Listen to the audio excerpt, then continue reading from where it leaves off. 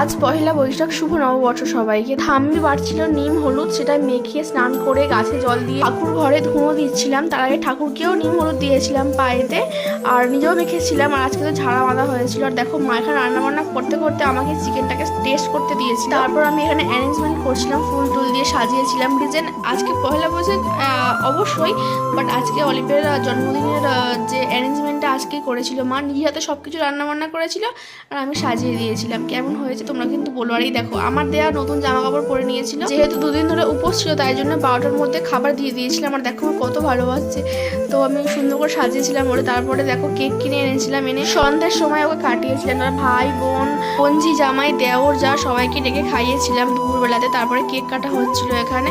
So guys দেখো ও বললো তুমি আমার সঙ্গে কেক কাটবে, তাই ওর কোলে বসে আমি কেক কাটছিলাম। তারপরে দেখো ফার্স্টে আমাকে দিচ্ছে, ও আগে না নিজে খেয়ে তারপর ওকেই দিয়েছিলাম। সো গাইস আজকে মিনি ব্লগটা কেমন লাগলো অবশ্যই কমেন্টে জানিও।